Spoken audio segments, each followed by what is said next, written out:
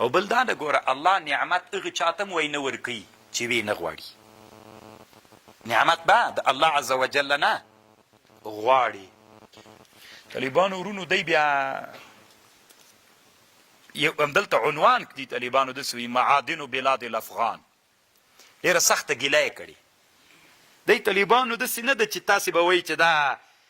یو لیونی تېر سوی طالبانو درد ورسره ده. د په زمانه کې نوی افغانستان د انګلیس د استعمار نه خلاص سوی د انګلیس له استعمار نه خلاص د طالبانو. دی وی اسلامي امت کې مثلا دی وی چې زه دغه جای تفسیر لیکم ثم یضرب هؤلاء مثلا اوس نن عصر کې د صدوم کلی ولې الله هلاک کړ د لوط علیه السلام الله نعمت یې څوک پرېښود. دی څه وایي طالبانو وایي زه چې دا تفسیر لیکم په دې وخت کې حصل ایام الطبع هذا التفسير وهو أن ملك الأفغان أمان الله خان قد خرج من أوطانه ليرحل في أرض الله شرقا وغربا فزار الهند والمصر دی وایي چې داسې یعنې غواړي چې په هغه وخت کې افغانستان له هغه نه راوتلی ده څه ورته وایي استعمار نه راوتلی ده. اوس افغانانو تاسې کوشش وکړئ چې د وطن مو له معدن نه ډک ده وطن مو له چا نه ډک ده تاسې د عذاب لاندې په هغه زمانه کې کوئ که په راحت یې وایي خو غریبانان ول ډېر غریبانان ول. امان الله خان ته اولینی موټر افغانستان ته هغه وخت کې راغلی بیخي څوک ونه هغه وخت کې اولینی موټر دته چا تحفه کړی ده که څه اول موټر افغانستان ته مغه اوس هم دلته چېرته ولاړ دار کې ده که چېرته ولاړ ده. نو دا طالبان هغه وخت کې موټر افغانستان ته دته راغلی. نو ته اوس څه فکر کوې چې هلته انسانان په عذاب کې ول که په راحت کې ول په عذاب کې ول که نه نعمتونه نه. دی وایي چې دا دی ډېر خوشحاله ده چې د باروتو د مالګې او د پلانکي او د پلانکي معادن لري دا راوباسئ وایي چې راویې باسئ الله به تاسې بدل کړي په چا باندې تاسې بدل کړي طالبانو یو داسې امت به بدل کړي چې ملت ټول به د نعمتونو نه ګټه اخیستلي عذاب نه به مو الله خلاص کړي. بدلون خو ډېر هغې انسانانو وایي چې هغوی بدل کړل نعمتونه د الله په کفران باندې الله عز وجل په هغوی باندې عذابونه راولل. ښه 100 کاله مخکې افغانستان افغانانو د الله نعمتونه په کفران بدل کړل که نه تر اوسه په چا کې روان دي په ذلت کې روان دي په ذلت کې که اوس طالبانو موږ بیا راغللو بیا په واک ته ورسېدلو اسلام راغی دلته اوس خو اسلام واکمن ده 100 په 100 کې بیا خو وایم چې موږ ته پاچاهي نه ده راغلې راغلله که نه هغه چاته په لاس پاچاهي ورغلله چې هغه ځان د نبي وارث بولي. اوس ته علمي مخ ته لاړ شه که نه راوباسه معادن راوباسه چې بیا داسې نه سي چې نعمتونه د الله په چا باندې بدل سي په کفران باندې بدل سي. او کفران الله ویلي دي چې کفران سره زه څوک لازم کوم ذلت و عذاب ذلت و عذاب به بیا ورسره ملګري. او دی څه وایي طالبانو ګیله کوي خوا یې بده ده ایتها الامم الاسلامیه ان ربکم عدل وی رب مقسم ده عادل ده وهو بالمرصاد او هغه تاسو ته انتظار ده ګوره داسې ترصد مو کوي څاري مو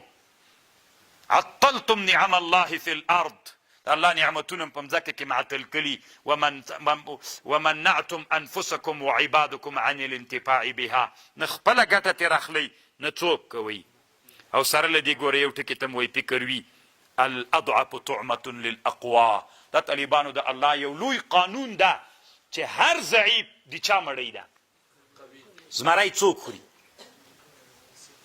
ګیدړه څوک خوري له ځان نه ضعیف که له ځان نه قوي.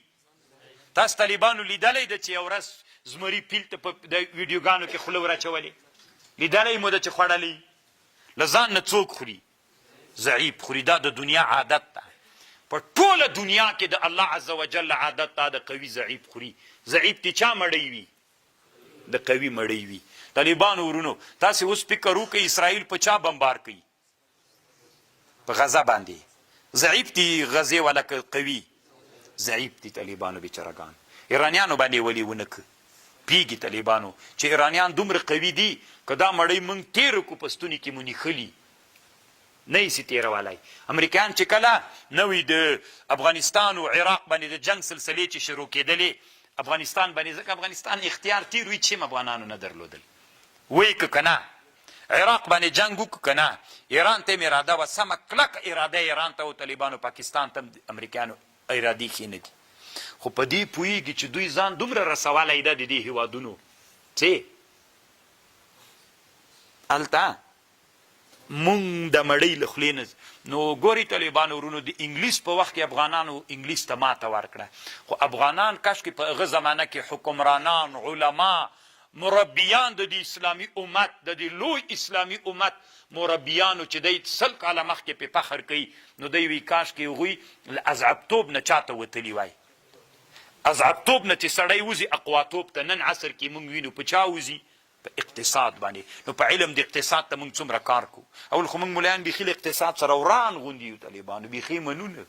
نو چې سړی له اذعبتوب نه اقواتوب ته وځي په چا وځي په اقتصاد باندې چې ښه اقتصاد مو برابر کړی وي نن به مونږ څوک ولو دوی بیا مونږ ته وایي نو پاکستان اوس چی کړي طالبانو مونږ داسې ویلې هغه مرغه حرکت کولی سي چې دواړه وزرونه یې بله نو داسې مونږ نه غواړو چې تنها د علوم عصري او څوک وي وزر دی وي د دین وزر دی نه وي د دین وزر هغوی هلته بیا دین پرېښودلی ده مونږ څوک پرېښودلی مونږ علم پرېښودلی ده دین مو رانیولی ده هغو د دیموکراسۍ هېوادونو بیا څوک رانیولي اسلامي هغوی طالبانو علم رانیولی دین ترکیه طالبانو ډېر ښه فوج لري ډېر منظم ځواک لري خو طالبانو ورونو دین هلته مغلوب ده هغوی بیا د مرغه دا بل د دین وزر پرې کړی ده مونږ داسې وایو چې باید مونږ د مرغه دواړه وزرونه څوک دین جمع علم بیا مرغه څوک کولی سي نو بیا طالبانو تاسې نه پوښتنه کوم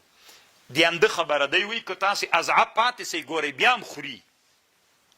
ها انتم اولائی ترون باعینکم رب درته بالمرصاد ده که نه عطلتم نعم الله نه تاسې ګټه ترې اخلئ نه فهل ظننتم ان الله خلقها تاسې فکر کوئ چې الله عز وجل دا نعمتونه یې دې دپاره پیدا کړي چې تاسې معطل پرېږدئ کلا والله ان الله لا یغفر الناس الله هغه انسانان نه بخي منع کرمه وفضله عن عباده د افغانستان د معادنو د پیسې دا افغانستان د افغانانو له لاسه چا منع کړي دا نعمتونه چې دې ګټه نه ترې اخلي افغانستان حکمرانانو تاسې غوږ ونیسئ والله ان الله لا یغفر للناس منع کرمه وفضله عن عباده غریبو خو څه تر واسه نه کېږي د واکمنانو له لاسه واکمنانو نه دي پریښي دی بیا طالبانو وی تاسو ته فکر کوئ چې تاسې به بیرته په همدغه حالت باندې پاتې سئ نه وانها لبسبیل مقیم وانها د صدوم کلی چې ده په غلاره کې ده په هغه لاره کې چې ثابته ده خلک په دغه لاره ځي ان فی ذلک لآیات للمؤمنین وان کان اصحاب الایکة لظالمین اصحاب د ځنګل چې دي دوی ظالمان ول فانتقمنا منهم وانهما لبامام مبین انهما دوی دواړه چې دي دغه د لوط علیه السلام او د شعیب علیه السلام قوم انهما دوی دواړه لبامام په لاره واضحه کې دي کله چې شام ته ځي دا د شام لاره ده ولقد كذب اصحاب الحجر المرسلين وآتيناهم آياتنا فكانوا عنها معرضين